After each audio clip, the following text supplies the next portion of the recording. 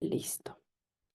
Para que quienes no nos acompañan o no pudieron estar el día de hoy con nosotros puedan ingresar a ver la reunión después. Pues muchísimas gracias nuevamente a todos los que están aquí presentes. Andrea, voy a permitirme leer brevemente su currículum, muy breve porque es muy amplio, pero voy a hacer lo posible por resumirlo.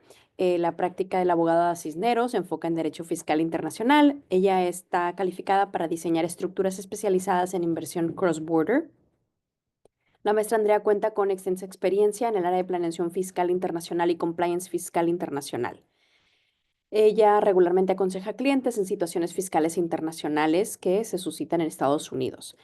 Ella actualmente trabaja con familias con miembros de múltiples nacionalidades en su compliance y en sus necesidades de planeación patrimonial. Ha apoyado a numerosos individuos, entre ellos empresarios reconocidos, atletas, políticos, con la planeación fiscal y patrimonial premigratoria. Tiene licencia para ejercer como abogada tanto en California como en México. Ella obtuvo su maestría de Derecho Fiscal por University of San Diego y cuenta con una especialidad en Derecho Fiscal por la Universidad de las Américas en Puebla, su alma mater. La maestra Cisneros fue reconocida en abril 2023 como una de las mejores abogadas en San Diego por el San Diego Metro. Así que muchas gracias, de verdad estamos muy contentos de escucharte y confiamos que esta tarde será de mucho aprendizaje para todos los que estamos aquí ya reunidos. Muchas gracias a todos nuevamente. Tú dirás si quieres que te escriban las preguntitas y al final las leemos o les quieres abrir el micrófono. Este es tu espacio. Gracias, Andrea.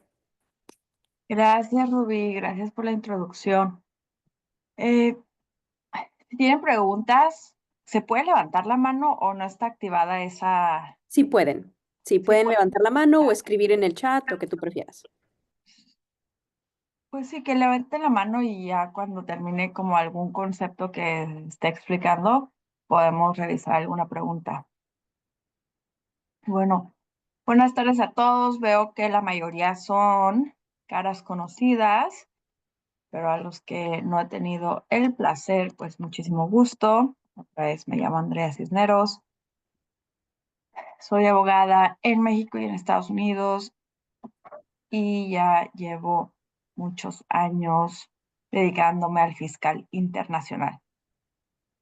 Eh, Normalmente cuando doy una plática a personas que no están tan familiarizados con el tema tributario internacional, lo primero que les digo es que en el derecho fiscal internacional en sí no existe. ¿Y por qué no existe? Porque no tenemos un libro o un código o una ley que realmente regule el derecho fiscal internacional, ¿no? Realmente lo que le llamamos el derecho fiscal internacional es las regulaciones, las leyes de Estados Unidos que aplican a inversionistas extranjeros, a extranjeros en general, o las leyes del Código Fiscal de Estados Unidos que le aplican a las personas que viven, que son de Estados Unidos, que son ciudadanos de Estados Unidos, pero viven fuera de Estados Unidos. Eh, Hay algunos puntos en donde sí convergen las leyes, por ejemplo, los tratados internacionales, hay tratados para evitar la doble tributación entre Estados Unidos y algunos países, pero en general no es un set de reglas o de leyes que apliquen a nivel internacional. Otra cosa que me gusta explicar es que dado a todo, ya la globalización, la inversión extranjera que entra, que sale de Estados Unidos, hay muchísimas cosas en el ámbito fiscal internacional de Estados Unidos que se pudieran revisar. En esta plática vamos a ver tres principios básicos que hacen mi práctica. Eso no quiere decir que eso sea el derecho fiscal internacional en general o la práctica de todos, pero vamos a ver estos tres principios que hacen mi práctica y que además aplican justamente a este tema. ¿Cuáles son los fundamentos fiscales a considerar al mudarse o invertir en Estados Unidos? ¿No? Y estas tres reglas que van a ser base para esta presentación es una, Cuando hay un extranjero para efectos fiscales de Estados Unidos que invierte en Estados Unidos, la manera en que Estados Unidos se va a asegurar que esa persona pague sus impuestos es a través de retención. Y eso pasa también en muchos países, ¿no? ¿Cómo vas a ir a perseguir a un ciudadano que no es un ciudadano de tu propio país? Pues es bastante difícil. Entonces, ¿qué es lo que hacen los gobiernos? Le dicen a sus propios ciudadanos o residentes fiscales: ahora si tú le vas a pagar a un extranjero, tú vas a tener la obligación de retener esos impuestos, de enterarlos y de pagarlos al fisco. Y ahorita vamos a explicar algunas cosas de cómo funciona eso. Otro de los principios muy importantes que hacen mi práctica es que los ciudadanos y residentes fiscales de Estados Unidos están grabados en sus ingresos a nivel mundial. Solamente hay 2 países en el mundo que graban a sus ciudadanos y residentes fiscales en sus ingresos a nivel mundial. Uno es Estados Unidos y el otro es Eritrea, una isla. Y la tercera, el tercer prompt, la tercera regla que hace mi práctica es que en Estados Unidos existe un impuesto sobre donación y herencias. Ese impuesto sobre donación y herencias tiene una exención de vida que para los ciudadanos de Estados Unidos y residentes permanentes al día de hoy es de 13.99 millones de dólares. Pero para los extranjeros, que son los no residentes, no ciudadanos de Estados Unidos, es únicamente de $60,000. Después de $60,000 existe un impuesto sobre donación y herencias.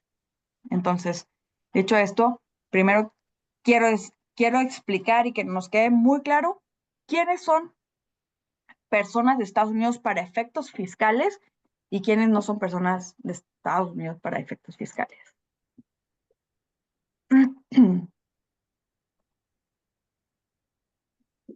Ok.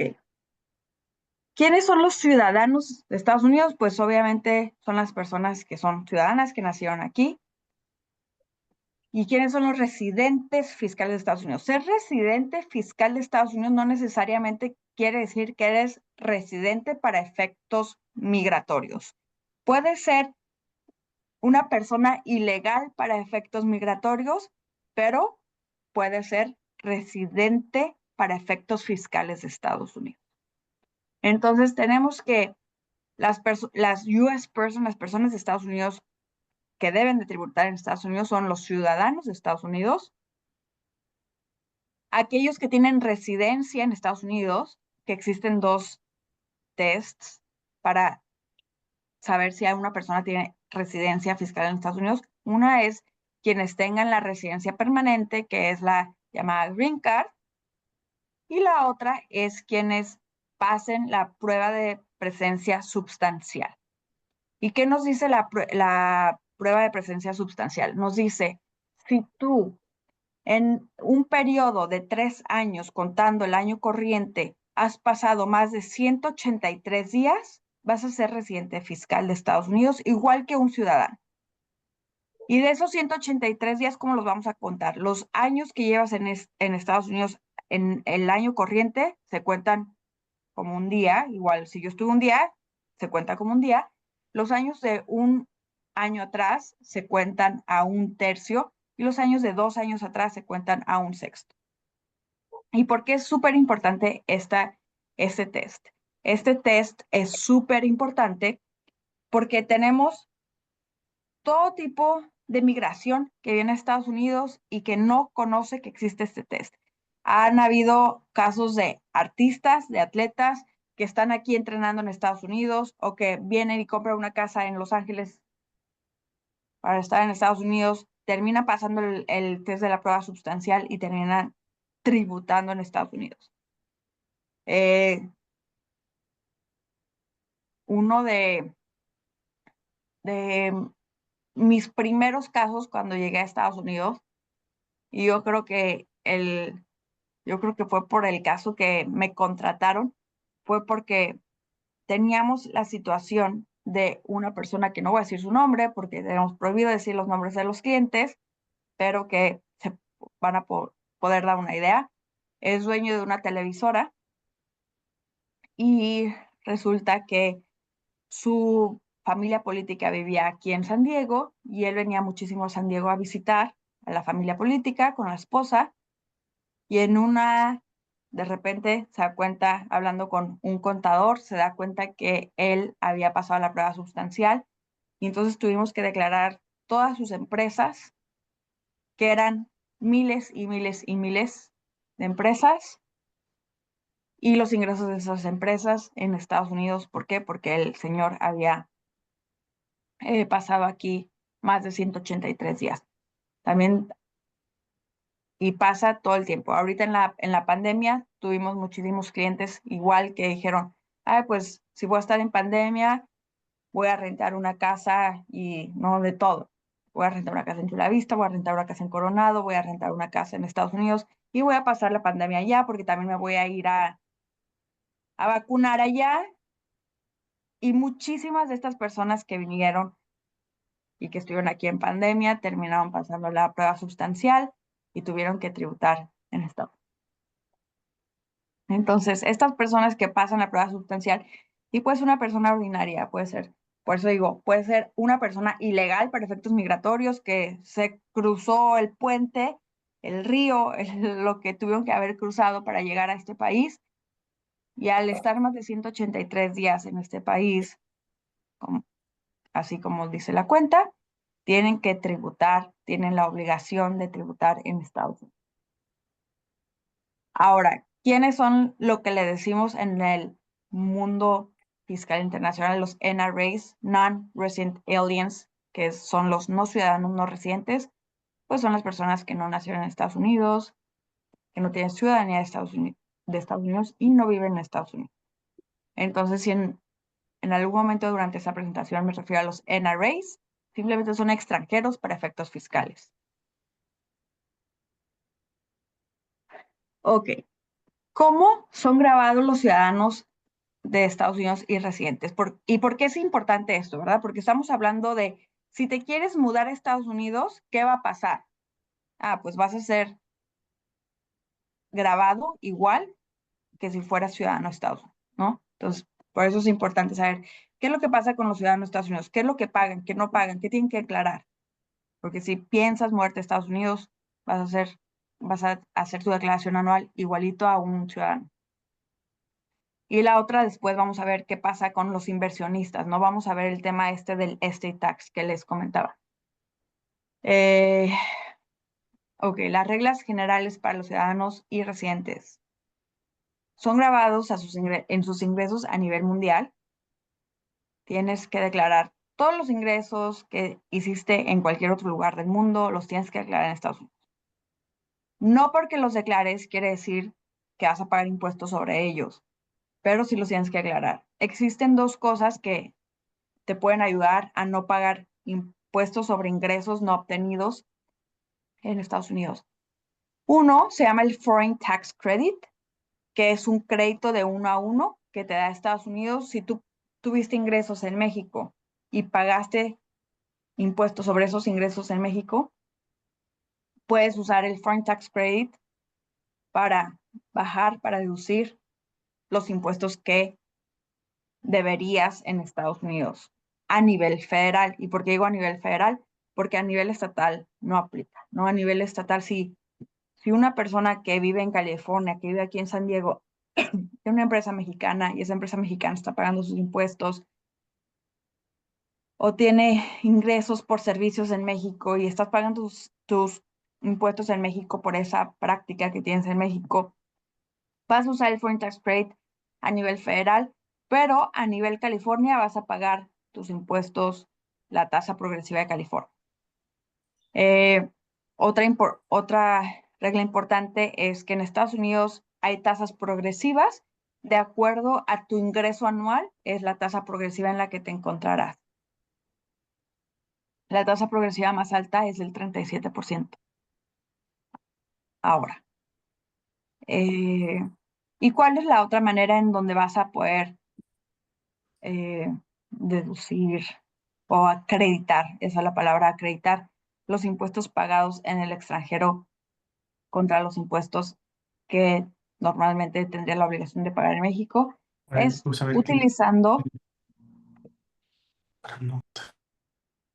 utilizando los tratados internacionales. Hay manera en el que puedes, y los tratados internacionales no se aplican de manera inmediata, porque creo que hay una mala concepción de que los tratados internacionales aplican de manera inmediata, y pues como Estados Unidos y México tienen un tratado para evitar la doble tributación, yo ni siquiera tengo que declarar lo que hice en México, porque además ya estoy pagando lo que hice en México, no es así. Para poder utilizar los beneficios del tratado, tienes que solicitar que se te apliquen los beneficios del tratado, ¿no? Entonces, la otra es, bueno, o sea, Estados Unidos tiene un tratado internacional con el país, con el otro país de donde soy ciudadano, y entonces voy a pedir a Estados Unidos que, aunque yo sea residente fiscal de Estados Unidos, me aplique el tratado con ese otro país para disminuir mis impuestos en Estados Unidos. Ok. ¿Qué otras obligaciones tienen los ciudadanos de Estados Unidos? Tienen que reportar lo que le dicen todo lo que es un Foreign Financial Asset. ¿Qué es eso? Son los activos financieros que tengas fuera de Estados Unidos. ¿Qué puede ser un activo financiero que tengas fuera de Estados Unidos? Puede ser una cuenta de banco, una cuenta de inversiones, una cuenta de ahorro, una cuenta de cheques, una corporación, una sociedad. Se considera que ¿no? Es un activo también. Tienes que declarar tu interés o tu participación accionaria en corporaciones que tengas fuera de Estados Unidos. Incluso hay las sociedades, las entidades que no son de Estados Unidos, pero que tienen participación de una persona de Estados Unidos en un más del 50%, se les llaman CFC. Controlled Foreign Corporations. Quiere decir que son corporaciones controladas por personas de Estados Unidos. Y por lo tanto, esas CFCs van a tener ciertas obligaciones a través de sus socios en Estados Unidos. Incluso van a tener que pagar impuestos en Estados Unidos porque tienen socios en Estados Unidos. Entonces vas a tener, si tienes una sociedad, una entidad y estás viviendo en Estados Unidos, si eres un inversionista que llegaste con visa de 2, con visa de 5, pero dejaste una entidad, una sociedad en otro país, vas a tener que estar reportando que tienes esa sociedad y vas a tener que reportar algunas otras cosas. No me quiero meter en el tema de GILTI porque el tema de GILTI es súper complicado, pero también hay otro impuesto que se llama GILTI, G-I-L-T-I,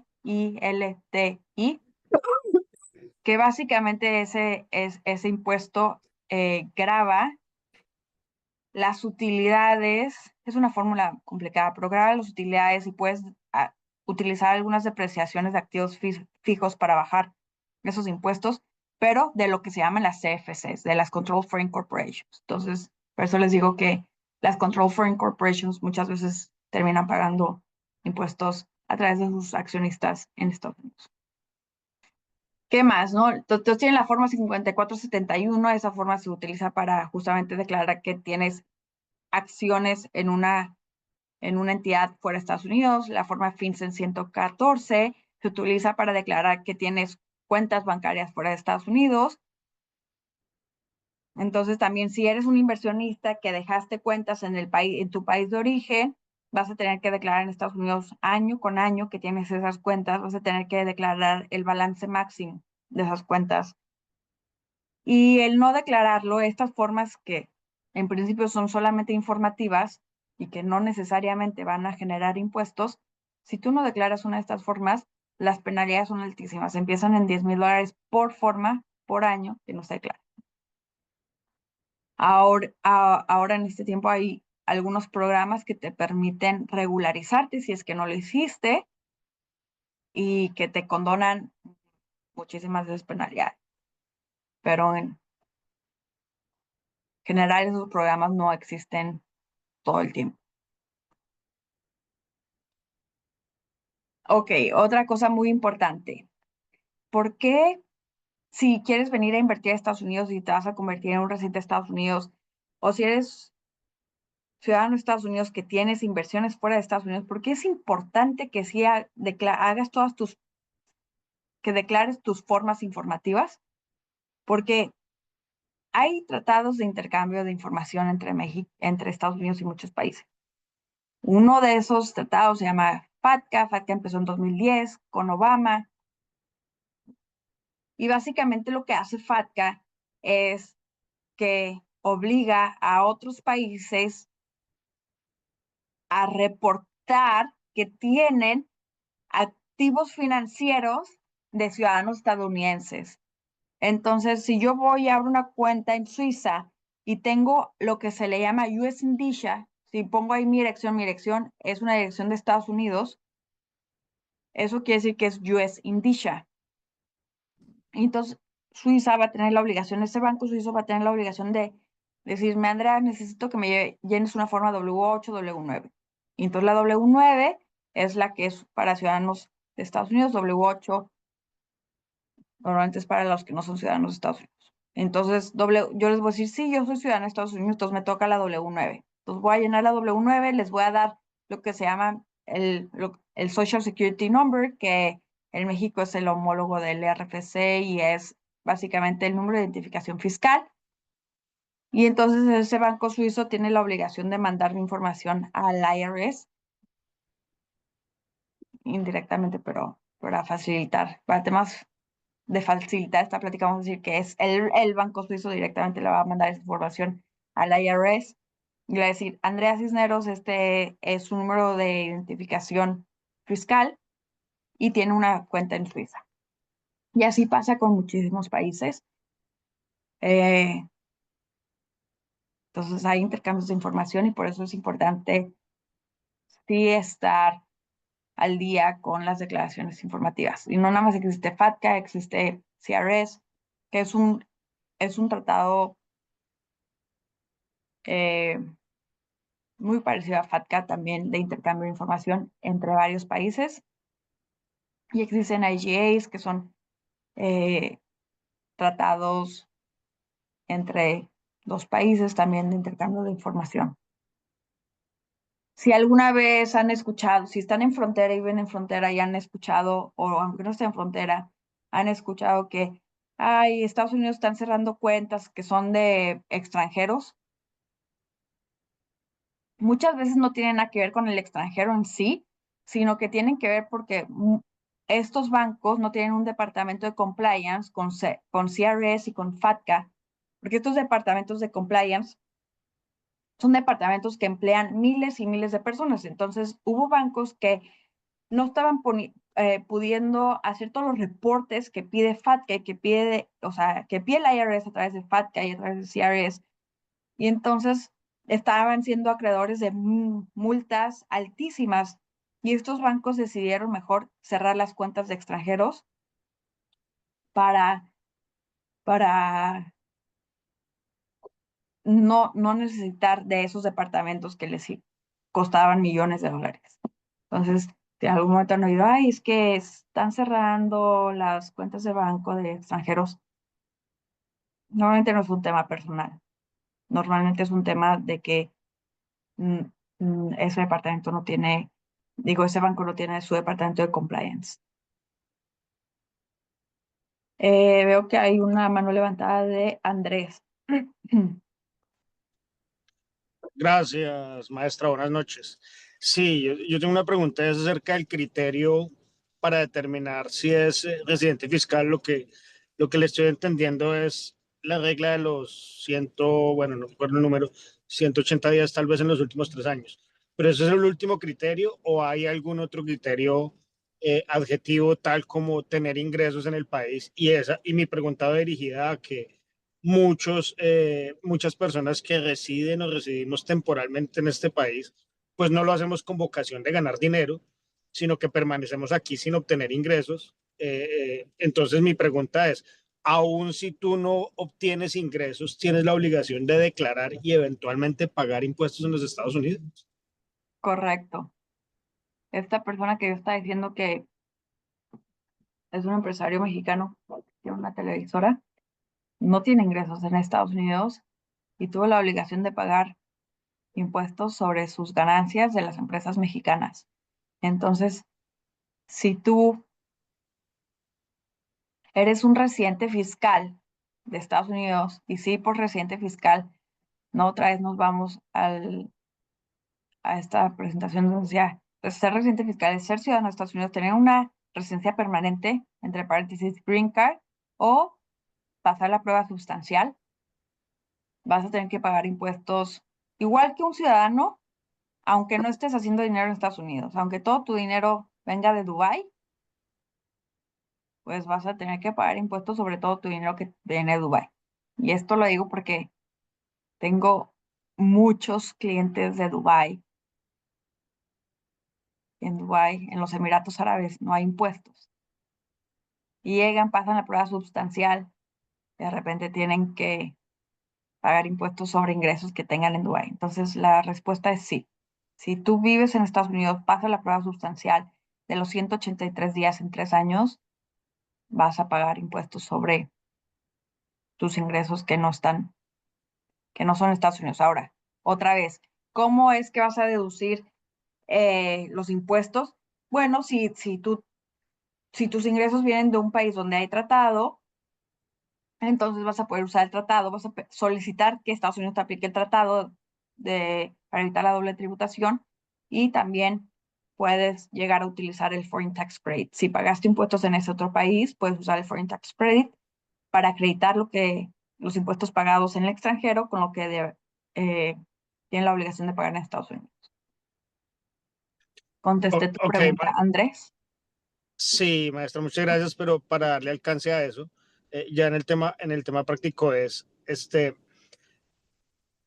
el cálculo para hacer la prueba sustancial tendría que hacerse naturalmente durante los últimos 3 años, pero la obligación de pagar impuestos se configuraría solo sobre el último año o sobre esos 3 años en que la persona cumplió la prueba sustancial.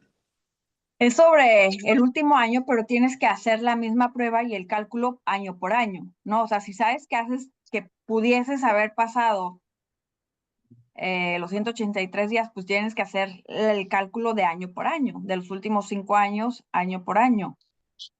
O Pero sea que entonces, tendría que pagar impuestos por los últimos 3 años, por cada año.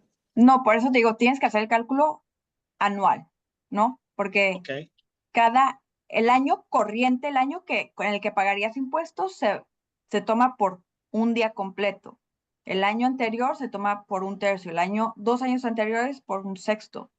Entonces, si tú vas a calcular 2020, si debías de pagar impuestos en 2020, vas a tomar los días que estuviste en 2020 completos, los días que estuviste en 2019 a un tercio y los días que estuviste en 2018 a un sexto.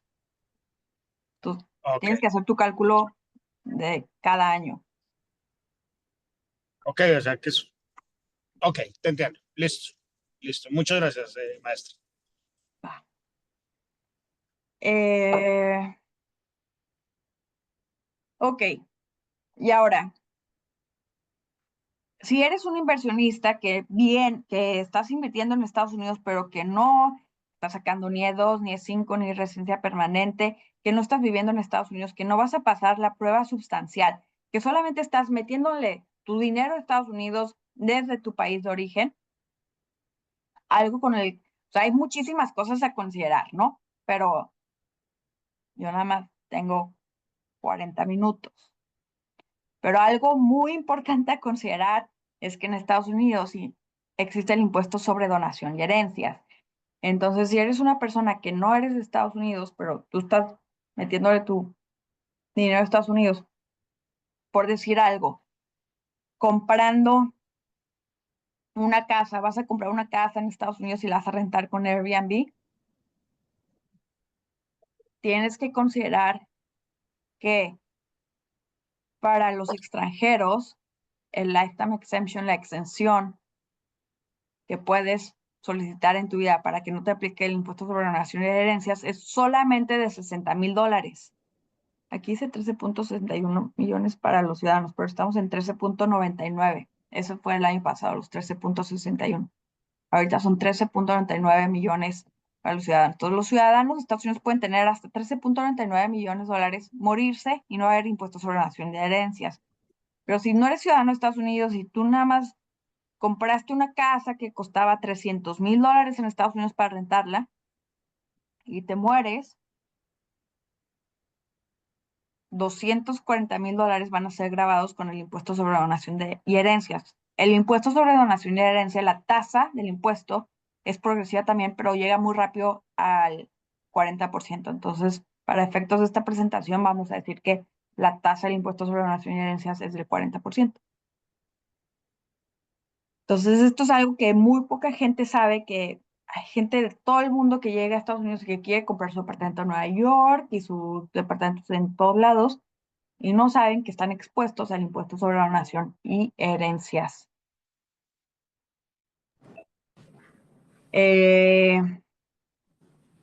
Otra regla interesante es que hay muchísimas cosas a considerar, pero obviamente, ¿no?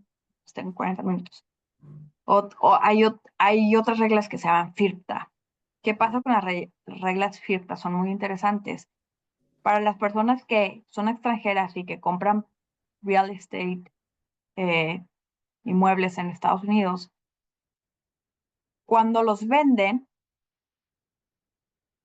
hay una retención y esa retención es del 15%, sobre el valor en el que lo estás vendiendo, no sobre la utilidad. Entonces, supongamos que viene un español y que compra una casa que vale $1 millón en San Diego y que la vende a los 6 meses a $1,200,000. Normalmente tú pagarías impuestos solamente en la ganancia, que son $200,000. Pero las reglas de FIRPTA te retienen sobre el 1.2 millones, sobre el $1,200,000, 15%. Y no quiere decir que no vayas a poder solicitar una devolución de los impuestos retenidos en exceso. Sí se puede pedir una devolución, pero es todo un proceso, ¿no? Y que se puede evitar. Se puede evitar llenando unas formas y solicitando a la IRS que no te retenga esa cantidad porque es más de lo que deberías de pagar impuestos. Pero hay muchas reglas así, es uno de los ejemplos que les decía, ¿no? ¿Cómo es que Estados Unidos va a grabar a los extranjeros a través de retenciones? Cuando te quieran pagar, es más, dividendos. Tú ahorita abres un portafolio en JP Morgan, Fidelity, donde lo quieras abrir, ¿no? UBS. Y a ese portafolio te van a pagar dividendos, la institución financiera va a retenerte. Y te puedes retener con tarifas o con tasas, beneficios más del tratado, si eres de México, de España, de algún país en donde tenga tratado con Estados Unidos, vas a poder solicitar que te retengan menos, pero es otro ejemplo de cómo se aplica la retención. Cuando eres solamente inversionista y te van a pagar en Estados Unidos porque tienes fuente de ingresos en Estados Unidos, se te va a aplicar una retención.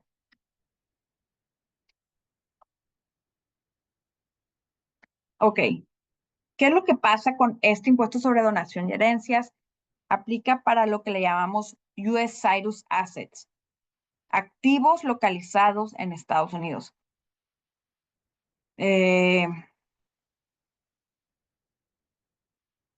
Hay maneras de minimizar la exposición al impuesto sobre donación y herencias, incluso cuando lo que estás comprando es un bien localizado en Estados Unidos, pero son unas estructuras que se realizan que son un poco, no son complicadas, son complejas, pero que te ayudan a minimizar la exposición al impuesto sobre donación y herencias. Hay algo que les quiero mencionar porque creo que también es importante para las personas que quieren invertir en Estados Unidos. Es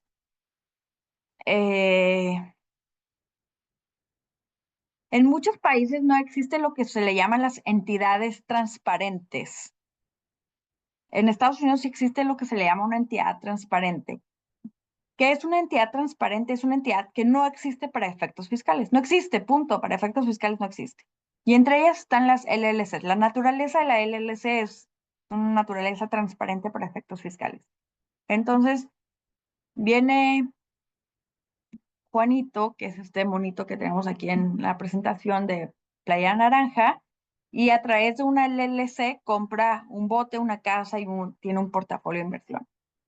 Juanito va a ser el responsable fiscal de pagar todo lo que se genere por esa inversión.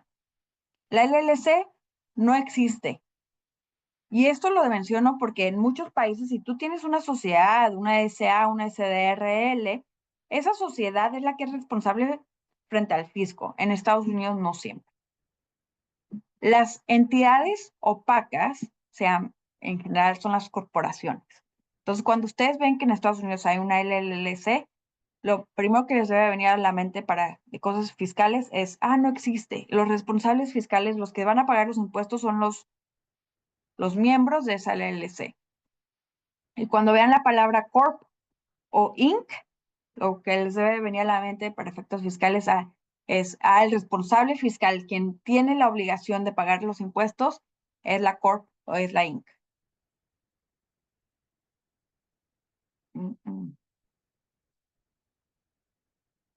Ok. Y entonces voy a terminar muy en tiempo porque me pidió Rubí 40 minutos. Otra vez, si hay 3 conceptos que hacen mi práctica y que se lleven de esta presentación. Uno es que los ciudadanos de Estados Unidos y los residentes para efectos fiscales de Estados Unidos son grabados a sus ingresos a nivel mundial y tienen muchas obligaciones de reportar los activos que tengan en otros países. Entonces, que no se les vaya a pasar si en algún momento se convierte en residente fiscal de Estados Unidos, en que tengan que reportar todos sus activos, o no, sí, la mayoría de sus activos van a tener que reportar. No todos, pero varios de sus activos van a tener que reportar en Estados Unidos. Si algo se llevan de esta presentación también, es que en Estados Unidos sí existe el impuesto sobre donación y herencias, y para los extranjeros, los non-resident aliens, los no ciudadanos, los no residentes, empieza a generarse después de que tenga $60,000 en activos localizados en Estados Unidos. Entonces hay que tener mucho cuidado con eso. ¿Por qué? Porque llega muchísima gente, compra un inmueble en Estados Unidos, después se muere y él piensa o ella piensa que, pues yo se lo voy a heredar a mis hijos y listo.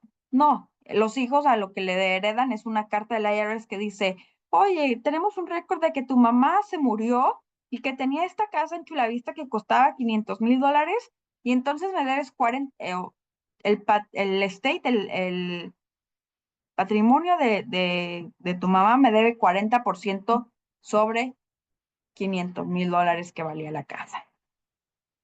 Y número 3 es que estén conscientes que la manera en que se graban a los no ciudadanos no residentes, la mayoría de las veces va a ser a través de retenciones. Entonces, si van a venir a invertir a Estados Unidos y van a generar impuestos y no son ciudadanos, no son residentes permanentes, muy probablemente van a estar sujetos a retención. Y esas retenciones también hay que revisar que se esté reteniendo lo correcto, que esté pagando lo correcto y que no haya ningún exceso que se pudiera solicitar en devolución. ¿Tenemos alguna pregunta?